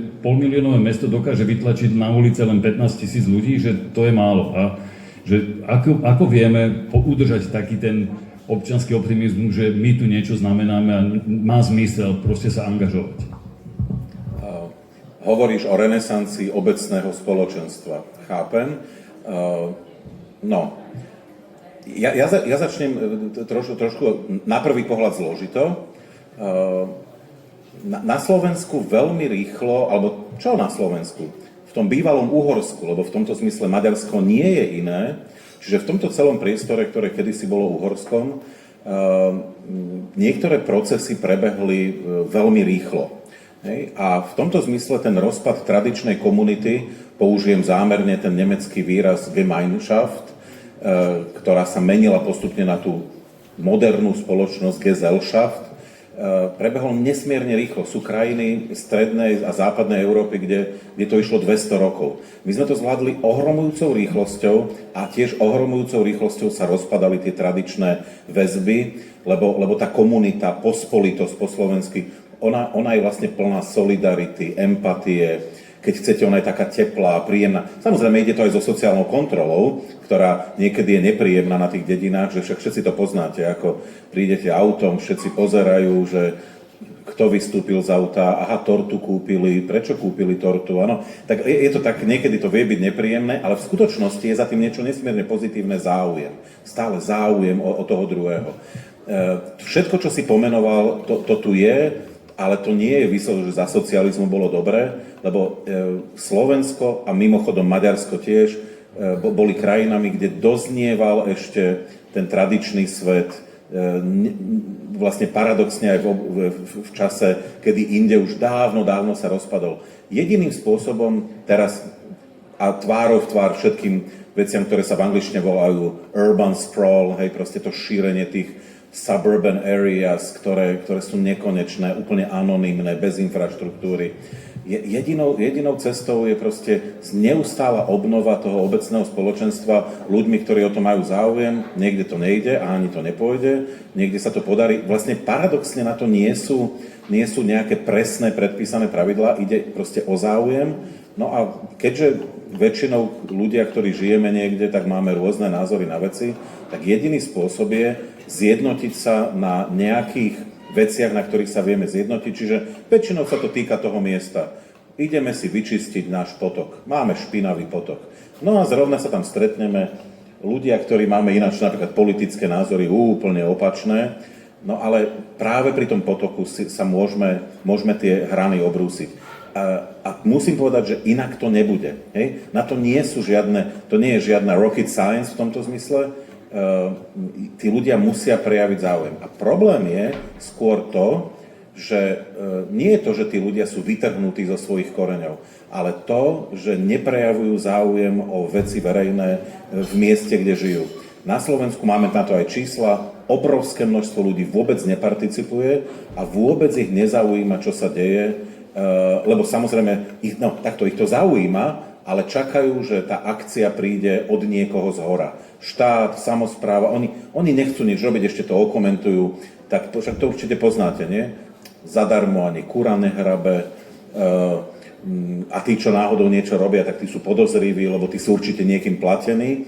A keď zistia, že nie sú nikým platení, tak povedia, no to sú nejakí miestni idioti, nie? Čo oni robia zadarmo, úplní kreténi. Áno, čiže a toto veľmi znechucuje ľudí, pochopiteľne. A jediný spôsob je toto prekonať. A znovu ja poviem, lebo mne sa to strašne páčilo, tak to poviem znovu. Kedysi dávno, keď v Trnave začínal ten Bročka, tak on išiel čistiť nejakú skládku a dal tam dokopy ľudí zo Spartaku Trnava a miestnych aktivistov pre ľudské práva. No oni na seba najprv pozerali v nemom úžase, na jednej strane nejakí potetovaní svalovci, na druhou subtilné mladé dámy. No ale to sa poddalo proste. Zrazu zistili, že vlastne majú nejaký spoločný cieľ. No a raz sa to proste poddá. No ale budú miesta, kde nie. Áno. Ďakujem. Lukáš, mal si tak si sa naťahol, nech sa páči. Áno, tak skúsim, lebo nemám žiadne čísla na to, ale teda tu sa dostávame do už našťastie obvyklého delenia rôl, teda kedy ja nesem teda ten optimizmus. Ja teda nevylúčujem, že štatisticky sa ukazuje nejaký negatívny trend, ale keď sa ja pozriem okolo seba, minulý víkend základná škola, kde chodí môj stredný syn, robila, že príďte rodičia skultivovať dvor, pomalovať si, zjedzte koláčiky. Prišli sme tam, bol som tam ja, rodičia z cudziny, plno ľudí, pekná akcia, fajn. Potom som išiel s obsom do výbehu, tam taký pán, hen taký pán, zjavne máme úplne iné názory na všetko, funguje to. Čiže nechcem povedať, že kam sa pohnem, tam sa mi zdá, že toto funguje, čo opisuješ. A dokonca, aj keď chápem, že sú satelity a satelity, určite niektoré z tých, ktoré boli postavené vyslovene, že na lúke a sú tam tie ploty a čo sú otrasné. Ale mnohé z tých obcí v okolí Bratislavy, keď človek tam ide na návštevu, alebo ide autom, vidí upravené domy, pekne spravovaný aj ten verejný priestor a zjavne znaky toho, že tí ľudia sa ako zaujímajú o to, že kde sú, teda možno, že už nebývajú v Petržalke v paneláku, ale povedal by som si, že možno, že keď býva v tom Svetom Jure, práve tam zažíva väčší pocit komunity v tom Petržalskom paneláku, napriek tomu, že tam není tak nahusto, alebo možno, že teda vďaka práve tomu. A tiež, keď sa bavíme o tom, že koľko ľudí príde na protest, OK, veď sme relatívne vydatne už protestujúca spoločnosť, však aj našťastie, ale takže možno tam už funguje nejaká únava, aj sú týždne, kedy sú aj 3 protesty a už to je ťažké sa v tom vyznať, ale furt si myslím, že keď sú tie silné mobilizačné momenty, keď ten Gašpar prvýkrát začal hovoriť o tom, že možno, že z tej únie vystúpiť a Fico išiel zároveň do tej Moskvy, po Kuciakovi, myslím, že vtedy sú tie čísla oveľa vyššie a sú relevantné. Samozrejme, že veľa tých ľudí si aj uvedomuje, že tie možnosti toho sú ako obmedzené, dosiahnuť nejakú bezprostrednú zmenu, ale vnímajú ako tú hodnotu vyjadriť ten názor. To, že v piatok večer v Nových Zámkoch toľko ľudí sa príde pozrieť na tu 4 ľudí, čo rozprávajú niečo, ako, však to je vlastne ako úžasné, že koľko iných lepších vecí by sa dalo robiť, tu je kino dokonca. Čiže v priamej, tak čo už môže byť väčšie vyznamenanie ako normálne živému nejakému komunitu. Čiže ja by som si myslel, že ten trend je dobrý. Samozrejme úplne platí to, že to vyžaduje tú osobnú iniciatívu, ale dobrá vec je to, že na Slovensku ten štát, keďže je aký je, tak aj keby chcel, tomu nevie klásť nejaký odpor, ale on ani nechce, čiže na ten priestor, na tú osobnú iniciatívu je tu obrovský, že vlastne keď niekto chce, naozaj môže. A myslím, že tam funguje nejaké tie pozitívne inšpirácie, že častokrát aj jeden človek, ktorý začne robiť vedomostné kvízy v jednej krčme, tak za 5 rokov zrazu už v každej krčme aj na celom Slovensku sú tie vedomostné kvízy a tak ďalej a že v tomto tí ľudia sa postupne prebudzajú. Čiže ak sem nepríde ruská diktatúra a nezatrhne to a nevyhubí toto od podstaty, ale budeme tu mať priestor demokraticky, kde sa to môže rozvíjať, tak ja by som vôbec nebol nejaký pesimista, že sme tu všetci... Ale ja som nebol negativista. Len pozor, pozor, ty zase pozeráš na to optikou západného Slovenska. Ja poznám regióny, a nebudem špecifikovať, nebudem tá sviňa, časti východného Slovenska, Hore Hronie, niektoré časti Považia, kde všetko, čo si povedal, funguje v náznakoch. Hej? Že tie príbehy, Slovensko proste tak, ako každý národný štát je v podstate umelým výtvorom a prirodzené regióny proste niekde fungujú a niekde nie. Hej? To pozor, že tie rozdiely sú dramatické A my sa nesmieme nechať proste trošku aj oklamať tým, že ako vyzerá svet po Pezinok a Malacky. Hej, to akože, to naozaj, v tomto zmysle buďme opatrnejší. Ja by som len chcel vyzvať stejné publikum, že teraz je už čas na otázky, takže kľudne si pripravte, ja sa budem tak dívať, len zdvihnite ruku a posunieme. A už vidím jednu. Chvíľočku, len ešte si chcel dotiahnuť, len, nie? Dobre? Adam, jasne, určite. Vidím Ja len dve vety, ak môžem. Maďarsku to vysťahovanie z tých miest na ten vidiek, ten zase tak trošku prehnali, lebo za posledných asi 10 rokov z Maďarska odišlo cirka 1 000 000 ľudí na ten škaredý západ a všade, takže tam ako to je jedna vec, ale druhá vec je tá, teraz bez srandy, že napríklad ja bývam v takom malom mestečku nedaleko Budapešti, kde pred covidom žilo 5 000 ľudí, teraz 9 500, takže akoby ten trend z toho, že sa ľudia sťahujú von, to je. A neviem, či je tam priama súvislosť alebo nie, ja nie som ani sociológ, ani človek, ktorý tomu rozumie, ale problém je ten, že tá maďarská spoločnosť je naozaj veľmi polarizovaná. Tam neexistuje naozaj akoby neutrálny človek. Fakt, hlavne za posledný asi tak, neviem, rok a pol, je niekto buď fidesácky, alebo keď nie je fidesácky, tak keď nie si s nami, tak si proti nám, tak už je predtým to bol Ďurčan, teraz je to Tisa, furt niekto a nedá sa tomu vyhnúť a naozaj ako si myslím, že ten dopad na tú spoločnosť je extrémne ťažký. A čo som ešte možno chcel k tomu dodať, a neviem, či to má s týmto súvislosť alebo nie, to možno na to asi vy odpoviete lepšie, že aj v tej komunite, kde ja žijem, my sme sa tam vysťahovali pred 6 rokmi s tým, že áno, malé mesto, bude to super, je to naozaj také pekné pri takom jazierku, tak pre naše malé dieťa to bude dobre. A nič. Nula. Proste žiadne iniciatívy, ani na škole, podobné veci, že vymalujme, ja neviem, triedu alebo plot a neviem, z 30 rodičov tam prídu 2. A vždy tí istí. Takže nejak akoby ten komunitný život nie. Paradoxne v Budapešti vo veľkom meste sú iniciatívy, kde sa to robia, medzi panelákmi robia záhradu na betóne a to funguje, ale proste na tom vidieku čoraz menej to funguje a nejak sa to stratilo. A nie len to u nás, ale ja mám svojich známych, ktorí žijú na rôznych miestach a majú presne ten istý pocit, že tým, že sa vysťahovali, tak si žijú akoby ten život, že tam žijú v tom svojom dome, možno, že tam majú 3 susedov, s ktorým si tam robia klobásky, ale nič iné. V tomto smere by som teda chcel Nové Zámky strašne pochváliť, lebo dnes som bol úplne, že až dosol, že tu na mladá dievčina má vlastný hip-hopový klub, nebudeme menovať, aby sa nehambila, ale proste si povedal, že prečo by nemohli hip-hopovať aj deti s Downovým syndromom a s autizmom. A dnes zdravé deti tancujú s deťmi, ktoré majú nejaké znevýhodnenie a obidve skupiny si uvedomili, že dá sa žiť spolu. Hej. Ďalší človek presťahoval sa do malej dediny, začal, že potrebuje škôlka peniaze, urobil ples, sám to zorganizoval, zobral zo pár ľudí, vybrali 2600 € v 480 hlavovej dedine proste na škôlku. Hej. Takže chcem len povedať, že môže byť, že ten agent, iniciátor nemá takú tú charizmu, ale si myslím, že možno to netreba vzdávať hneď po prvom pokuse, že ten druhý, tretí pokus je dôležitý. A teraz už zároveň pozerám na Jozefa, že potrebujem ešte povedať niečo k férovým voľbám, ale k tomu sa ešte dostaneme. Ale tam vzadu som videl pána, ktorý chcel sa niečo spýtať. Nech sa páči. To bude otázka hlavne na Adama. Ahojte, Pataky Tamás sa volám.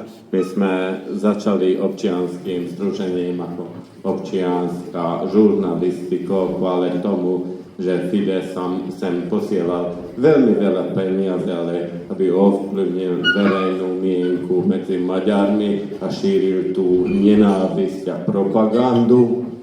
A čo sa týka tomu, aj neviem, či bolo spomenuté megafón v Maďarsku. Megafón je tiež sa tvária ako nejaké aktivisti a viac peniazy dali na Facebook Ads ako všetky slovenské strany na Slovensku.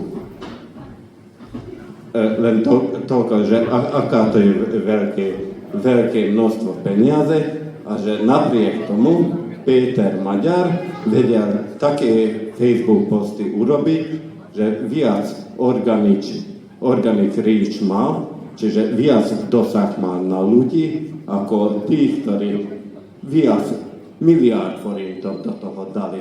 Že ako to vnímaš, že čo robí lepšie ako tie slovenské politici, že čo by mali učiť od neho, že ako zvládol chytiť ten moment, ako vytvoriť tie mémka, že naozaj mal také vyjadrenie, že sa chytil to na Facebook a šírovali to tie ľudia zadarmo. Máme tak 40 minút? Na toto všetko asi nebudem môcť odpovedať, ale keď je otázka, že akým spôsobom bol schopný Peter Maďar dosiahnuť nejakého výsledku, tak ja si myslím, že je to človek, ktorý išiel hlavou do betónovej steny s tým, že niečo bude. To je akoby jedna vec. Druhá vec je tá, že proste tí ľudia v tom Maďarsku už naozaj čakali niekoho, ktorý bude katalizátorom a proste budú môcť sa k tomu postaviť. Takže tam akoby tá tzv. Spoločenská objednávka tam je a robil to rozumne a veľmi vypočítavo, veľmi veľa ľudí hovorí, že Maďar nerobí chyby, alebo nerobil nejaké veľké chyby zatiaľ, ani komunikačné, ani čo sa týka nejakých svojich rozhodnutí. A možno, čo je ešte posledná vec, a tým by som aj dokončil svoju odpoveď, je to, že v Maďarsku jednak všetko bolo proti niečomu, proste tá taktika toho, že je nejaký strašiak, migranti, Ukrajinci, čierni, bieli, širokí, vysokí, malí, proste ktokoľvek. A my teraz ako prídeme a zachránime vás proti ním, tak toto tu nebolo akoby ten motív, to je jedna vec. A druhá vec je tá, že po 16 rokoch prvýkrát v živote nerieši nikto otázku toho, v prípade Tisy a v prípade Petra Maďara, že či to je pravicový politik, lavicový politik, liberálny, ja neviem, nacionalista, ale proste sa prikladajú k veciam, akoby k témam. A čo je veľmi zaujímavé, teraz už sa pomaly vyskladá tá vláda maďarská a proste sú tam osoby, ktoré keď aj mali nejaké predošlé politické nejaké aktivity, tak sú na úplne akože od seba rôznych, ďaleko od seba. Niečo takéto sme už videli aj na Slovensku pred niekoľkým rokmi, len to nedopadlo celkom dobre, ale že ten rozdiel je ten, že sú to profesionáli, že v tom danom obore, tam kam ich nominuje, tak tam proste tomu rozumejú a neriešia proste ideologické veci. A z nejakého zvláštneho dôvodu od 13. apríla nestala sa vojna, neprišli migranti, neznásilnili nás gejovia a nie tu ani Uršula a ešte žijeme a máme celkom dobrú náladu. Takže možno, že toto bolo, neviem, uvidíme. Ja síce neviem vôbec nič o maďarskej politike, ale už keď tu sedím, tak poviem ešte svoj jeden postreh, že podľa mňa tu na Slovensku už máme jednu paralelu s tým Maďarom, len podľa mňa sa na to zle pozerám, lebo hovorí sa, že Matovič a tak ďalej, tak ďalej. Tá paralela je Pellegrini predsa, lebo tam musíme hľadať niekoho, kto vlastne bol súčasťou toho režimu, postavil sa mu a urobil sa v tomto a Pellegrini mu to dokonale vychádzalo, však on dlhodobo bol ako stranický na čele preferencií a stal sa prezidentom, čiže vlastne ten vtip už ako keby tu bol zahratý a tiež keby bolo na Pellegrinim, že vyhrá tak zdrvujúcu parlamentné voľby, tak on by tiež nešiel do takých bláznostiev, jak tu tí smeráci robia, ako to by tiež malo nejakú kultivovanú podobu, určite by tam bolo veľa profesionálnych nominácií, bol by to taký slovenského umierneného typu zlodejský nejaké niečo. Takže myslím si, že to ani nemusíme... Čiže to už reálne sme tu mali a myslím, že ja teda ani nerozumiem tej spoločenskej dynamike, ale myslím si, že veľká časť tej atraktivity, prečo on tak rýchlo vyletel, bolo práve to, že zrazu prišiel niekto ich vlastný kritizovať. Lebo hoci kto opozičný by prišiel, že on nehovoril nejaké veci, čo by predtým ešte vlastne akože nezazneli. Na tom bolo super vzrušujúce to, že aj jeden z nich a teraz rozkrýva tie veci, pomenúva niečo, čo možno aj vieme, ale ako zrazu z tejto pozície a tam chytil ten prvý výtlak, ktorý potom už veľmi ako úspešne uhral. No, takže dávajme si pozor, čo si prajeme, lebo aby teda toto nebol vlastne Kaliňák alebo Blanár, kto bude ako v tejto... Ja by som ešte to posunul, teraz ak dovolíte, by som posunul k Michalovi, že v roku 2016 Miša Glenny, čo je britský novinár, napísal knižku na základe 4-ročného výskumu v podstate skupiny drogových dílerov v Rio de Janeiro, ktorá sa volala Nemo. A opisuje tam príbeh mladého chalana, ktorý sa stal v podstate nechtiac šéfom veľkého drogového gangu v jednej z tých favel v Rio de Janeiro, lebo potreboval peniaze na záchranu svojej dcery, tak keď zistili, že je účtovník, lebo že ty super, ty tam dáš nejakú organizáciu, tak 5 rokov to vydržal a hovoril, že ja za tých 5 rokov som sa musel stať ministrom práce, kultúry, športu, zdravotníctva, lebo v podstate na to, aby ma nevydali tým policajtom, tak ja som musel zabezpečovať vlastne sociálny život tej komunity. A my tu máme, a po 5 rokoch sa sám išiel vzdať, hovorí, že ja už nevládzem to robiť, že proste nevládzem byť všetko pre túto moju komunitu, takže predtým, aby ma zastrelil, ja chcem ešte žiť, tak radšej ma zavrite a ja si otočím tých 20 rokov. A teraz čo tým chcem povedať je, že mafia má tu nejakú sociálnu zodpovednosť. My máme teraz podpredsedu parlamentu, ktorý je obžalovaný zo založenia alebo z osnovania zločineckej skupiny. A chcel by som spýtať, že teda, či máme my vôbec schopnosť či táto naša súčasná vláda má ešte nejakú spoločenskú zodpovednosť, respektíve či cíti, že tá zodpovednosť tu je, alebo či už naozaj to hrajú len sami na seba. Teraz som dostal dobrú otázku, čo? Nie, ale teraz, OK, ale zdvíham výzvu. Táto vláda Roberta Fica sa líši od tých predchádzajúcich 3 vlád Roberta Fica veľmi viditeľne, nehovorím nič nové, čo by ste nepočuli. Profesionálne je najúbohejšia, je najvulgárnejšia, v niečom najprimitívnejšia, s médiami sa baví desivým spôsobom. Nie, že by to predtým nebolo. Pamätáme si, pred 10 rokmi Robert Fico nadával slovenským novinárom, že sú protislovenské prostitútky a tak ďalej. Všeličo už tu bolo, ale naozaj dosiahlo to úroveň, ktorá je nebývala. Ale OK, na to sa dá nejako zvyknúť.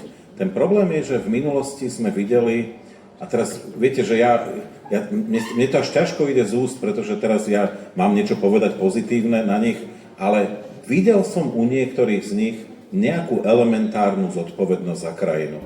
Ja si na rozdiel od mnohých ľudí v kultúre nemyslím, že Maďarič bol dobrý minister kultúry, vôbec som nepodľahol proste tomuto vábeniu.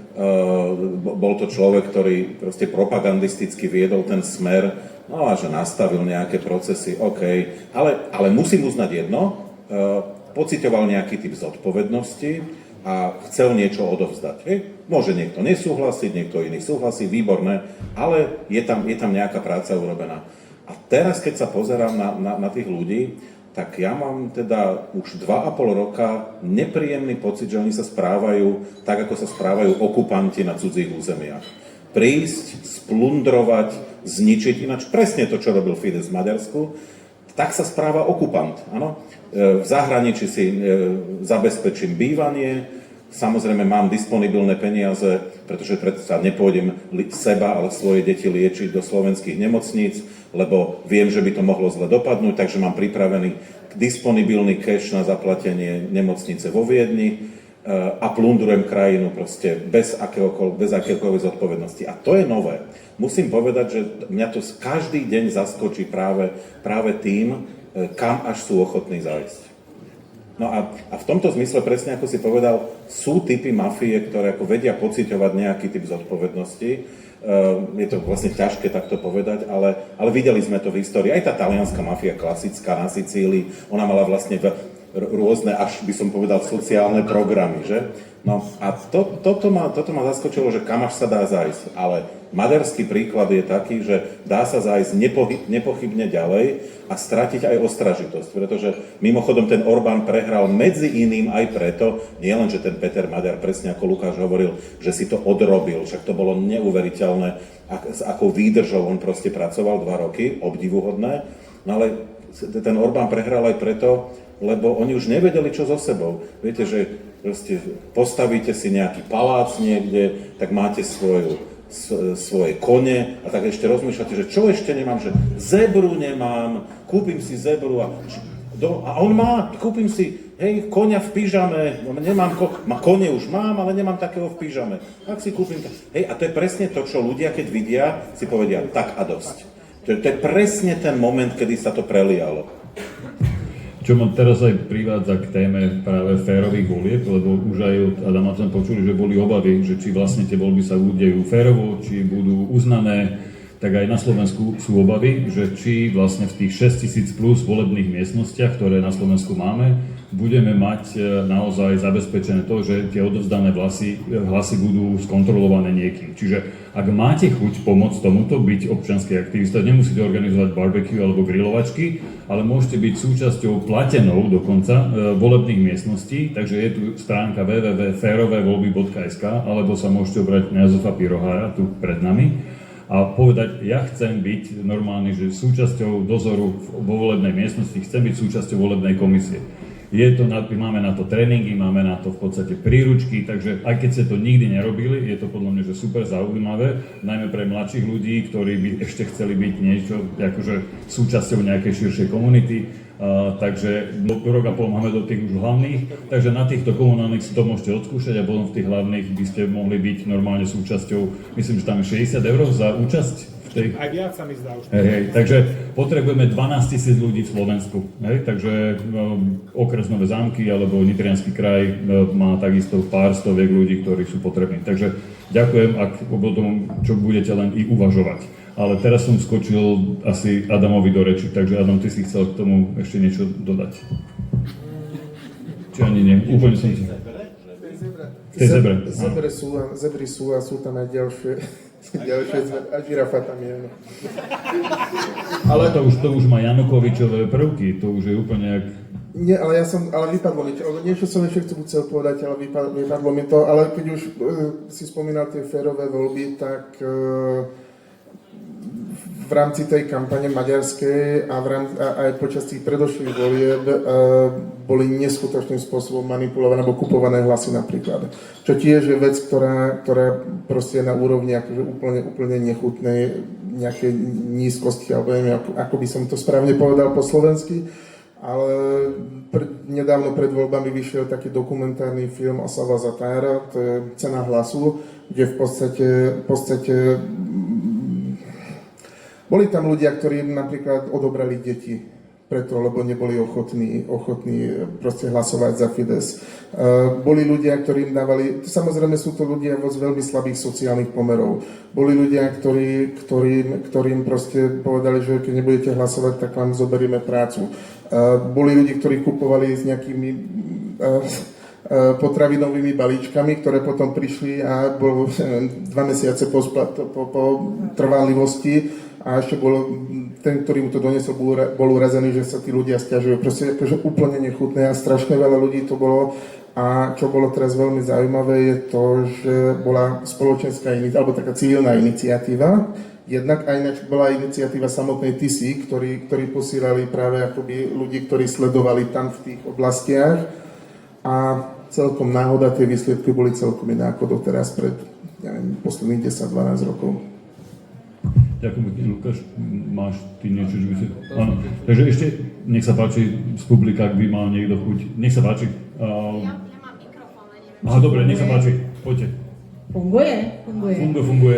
Potom ešte pán vzadu v bielom vnímam. Nech sa páči. Ja vám chcem položiť takú otázku, takú skôr sociologickú, teda keď dovolíte, že ja som sledovala to dianie v Maďarsku, samozrejme tu na južnom Slovensku sme v tom celkom zorientovaní a mňa som mala z toho taký pocit, že Viktora Orbána do veľkej miery v Maďarsku porazil aj ten humor. To poňatie tej celej situácie je veľmi zlej, pretože na jeho strane to bolo všetko také vážne, utrápené, vojna, hrozby, neskutočne deprimujúce veci a na druhej strane to bol Lupsihás, to boli influenceri, to bol Bruty, to boli proste ľudia skvelí, ktorých si človek proste v tej svojej zúfalosti pustil a zasmial sa na tom. Či by sme toto my aj na Slovensku, či máte aj vy ten pocit, že s tým humorom sa to všetko ľahšie zvláda a že či sa my týmto smerom tiež nejako uberieme, pretože fakt to vie urobiť veľké zázraky, až neskutočné. Tak skúste toto. Ja skúsim a veľmi stručne. Súhlasím s vami, je to spôsob a pochválim v tomto Slovensko ten humor, ktorý tu ide z rôznych strán, množstvo podcastov, všetky Zomri a spol, to je iná cynická oblúda a tak ďalej. Veď to je humor, ktorý, ja priznám sa, že niekedy mne sa nohy podlomia od smiechu a áno, zrejme to pomáha. No, nebude to stačiť, to určite nie, ale ako stratégia to môže byť. Len pamätajme, že z druhej strany príde strašidelná agresivita, hej? Navreté žily na krku, ľudia červení v tvári, ktorí budú kričať. No a vtedy ten humor, hej, niekde funguje a niekde nie. Takže, ale beriem, čo hovoríte a vlastne hovorím, že na Slovensku máme s týmto veľmi dobrú tradíciu. A ten humor je veľmi dobrý a hovoria to aj ľudia zo zahraničia, ktorí to sledujú, že ja vám napríklad viem povedať, že ľudia z Poľska, ktorí trošku rozumejú Slovensku, hovoria, že ten slovenský humor je výnimočný a že rozhodne je lepší ako v Poľsku. Že o tom nemusí tu nikto pochybovať. Skutočne. Kurva je. Nech sa páči. Pán Zabel. Pravím. Chcel by som sa opýtať, že či tá výhra toho Maďara, že môže pomôcť slovenskej opozícii, že o ten rok a pol, alebo respektíve sa z toho poučia nejako, že ako to robí a že aby sa vymenila tá... Podľa mňa sú to úplne neporovnateľné. Ako môže, ale nikto z nás nevie ako a čo presne to ako keby môže znamenať. Čiže myslím, že je to... hľadať tie paralely je veľmi ako keby rôzne. Ja som aj pri tej otázke hovoril, ako tá situácia v tom Maďarsku, už len na tej eufórii, ktorá tam nastala, je vidno, ako úplne inde tá spoločnosť je oproti tomu, čo tu bolo. Lebo však aj tu boli voľby, ktoré ako boli vyhrotené, Fico nechytrel a tak ďalej, ale že by sa ľudia teraz objímali na ulici kvôli tomu, alebo niečo to ako keby to tu ako nebolo. Čiže, a to je ako podľa mňa taký príznak toho, že až ako tam ten spoločenský tlak bol vysoko. A zároveň myslím, že tam aj funguje také niečo, že čím väčšia totalita, tým viac ten humor má tú ozdravno subverzívnu, tak jak za tej totality komunistickej už iba tie náznaky dokázali ako celú sálu ľudí dostať do popuku a zároveň ten humor mal takú nejakú funkciu, tak čím normálnejšia spoločnosť, tak tým možno toto tam je menej, lebo ani nie je dôvod tam na seba robiť nejaké žmút. Čiže podľa mňa tá klíma celospoločenská v tom Maďarsku je to niečo úplne... Čiže ja by som nebol schopný, akože kebyže sme nútení, že a vymyslíte za 5 vecí, v ktorých to ovplyvní, tak niečo tu na silu asi vymyslíme, ale že ja by som za seba nedokázal vôbec zodpovedne povedať, že tomuto verím, že naozaj to bude mať takýto a takýto dopad. Čo je podľa mňa fajn je, že není tu silný protieurópsky element, ktorý by dokázal rozbiť Európsku úniu a ohroziť ako geopolitickú situáciu v našom regióne. Toto je dôležité z hľadiska voľby, nevoľby, toto je podľa mňa pre nás dôležité, lebo myslím si ja, že Fico sám nepôjde rozbíjať úniu, čiže na teraz toto je akože zaženané, lebo keby toto sa dialo, že Orbán vyťahne Maďarsko z únie, alebo tam nastáva nejaká ako keby už veľmi radikálny odklon, tak to by nás mohlo veľmi, veľmi akože poškodiť, ale toto tam nie je, tým pádom neviem, ja neviem, či to niekomu môže niečo... Súhlasím s tou opatrnosťou Lukáša, že nevieme, no však začneme takým minimalistickým variantom. To, čo vieme, aspoň zatiaľ teda, ak tá vláda vydrží rok a pol, že, no a to je, akože viete, že treba byť minimalistický. Nebude niekto z Budapešti pomáhať tejto vláde, aby sa reprodukovala, prežila, no lebo sme to tu mali, že? Ako tu niekto nejakých migrantov, chudákov nahnal smerom na hranicu, potom sa zrazu stratili. No a Robert Fico mal o čom rozprávať v predvolebnej kampani. No tak toto by nemalo byť. A ja teda konštatujem, že to nie je málo. To už je sympatické. Rozhodne aj Robert Fico sa poučil, čo nefungovalo Viktorovi Orbánovi, no ale rozhodne aj slovenská opozícia sa môže poučiť, čo naopak fungovalo. Tie paralely nie sú, ale predsa len ukázalo to, že niektoré témy Petrovi Maďarovi fungovali a niektoré témy Viktorovi Orbánovi nefungovali, ktoré ešte doslova včera fungovali. No, určite to všetci veľmi pozorne sledovali, vyhodnocujú a nejakým spôsobom k tomu prídu. Na po tretie, za rok a pol sa ešte môže veľa stať a treba povedať, že to, že Robert Fico môže vytiahnuť to, čo sa volá maďarská karta, to ešte nevieme, áno? Ešte nevieme. Nehovoril by som to s úplnou samozrejmosťou, pretože nevieme, že či napríklad nebude sa snažiť osloviť stranu reprezentujúcu etnických Maďarov na Slovensku, môže ju teoreticky potrebovať, ak by sa s ňou vedel efektívne dohodnúť. To všetko za ten rok a pol sa môže dokonca niekoľkokrát zmeniť, ale samozrejme ponúka sa mu toto vytiahnutie tej maďarskej karty v niečom, pretože Peter Maďar bude musieť držať líniu, ktorú začal. Nezabúdajme, že on zdvihol teda tú tému Benešových dekretov a vlastne chcel a veľmi šikovne na tom ukazoval tú falošnosť politiky Viktora Orbána. Tento hovorí, že zastupuje Maďarov aj v zahraničí? No rozhodne nie, však v Rumunsku podporil protimaďarského kandidáta radikálnej pravice a keď na Slovensku je nejaké príkorie voči Maďarom, no tak vlastne on vôbec nereaguje. Ano? Čiže to veľmi šikovne sa Maďarovi podarilo toto zdvihnúť zo zeme. No len tým pádom on to teraz nemôže zahodiť z večera do rána na zem, hej? No a tým pádom samozrejme trošku emócie v tých slovensko-maďarských vzťahoch môžu nastať. Ale to sa dá stlmiť samozrejme. Nemusí mať Peter Maďar veľkú chuť do toho ísť. No a tiež je otázka, že ako bude Robert Fico reagovať. Hej? Ale áno, toto nebezpečie tu je. A ako nepodceňoval by som ho, pretože napríklad na Slovensku Robertovi Ficovi to teoreticky môže pomôcť. Máme tu skúsenosť aj z minulosti, že to nahnalo nejaké percentá. Ja ešte môžem trošku ešte sa vrátiť k tomu humoru. Systém Viktora Orbána je nastavený, alebo vyzerá to tak ako nejaký román z konca 19. storočia, títo feudálni zemepáni, on sa sám seba ako snažil nejak ako pozicionovať a s tým, že on si presťahoval svoju kanceláriu na hrad a proste, a to celé je také,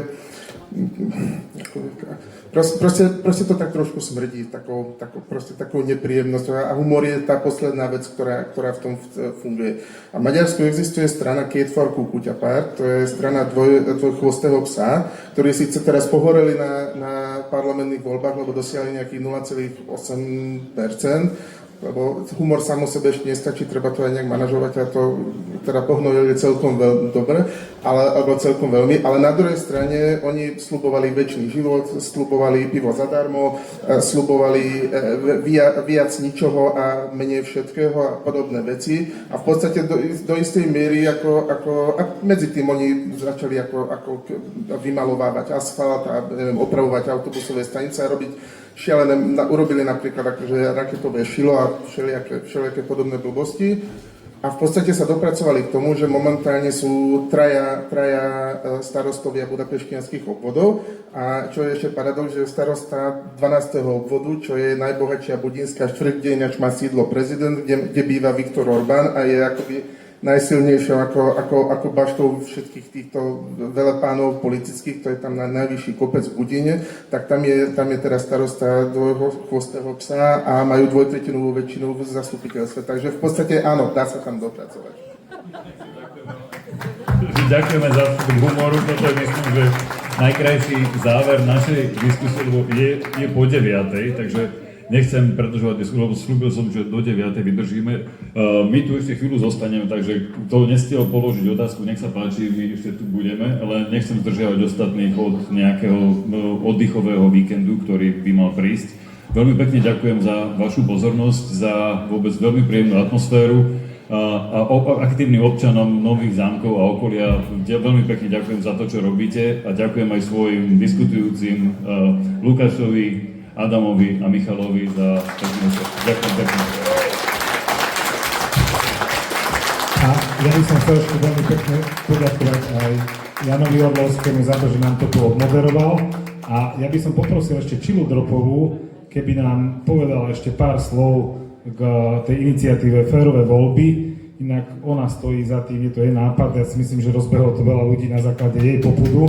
Takže nech nám tomu povie aspoň 2-3 vety. Ďakujem pekne. Mne tak trošku... Takto? Mne trošku prišlo ľúto, že chlapci majú výčitky svedomia, že sú tu sami chlapci a ženy tu nie sú. Musím povedať, že celé to popoludne, čo sa tu spomínalo, to Human Forum, tak sme prišli plné auto dievčat, ktoré sme to celé popoludne viedli a poznáte to, že chlap je síce hlava, ale ženy sú krk. Takže ďakujeme, že to s nami po obede zvládli a že tá pracovná časť, ktorá je možno taká menej sexy, ak sa praví, alebo viac nudná, tak tá prebehla tiež veľmi dobre. A čo sa týka tých férových volieb, len som chcela, že aby ste vedeli, že sú za tým naozaj živí ľudia, aktivisti. Nikým nie sme platení, robíme to všetko vo voľnom čase, to sú tí divní, čo tu boli spomínaní. A že každý, kto sa chce zapojiť, tak je na tej webovej stránke taký registračný formulár a my vlastne cez ten registračný formulár, keď sa prihlásite, tak potom vieme doručiť tým okresným koordinátorom tie kontakty a zase na ďalších živých ľudí. V Maďarsku sa zapojilo 20 000 dobrovoľníkov do toho, aby si ustrážili voľby. Voľby sme si vyštrngali v 89. a je na našej zodpovednosti, aby sme si ich ustrážili. Nie oni, nie politici, my občania. Je to naše volebné právo a je to základ fungovania demokratickej spoločnosti. Takže zapojte sa do toho, potrebujeme vás. A vďaka.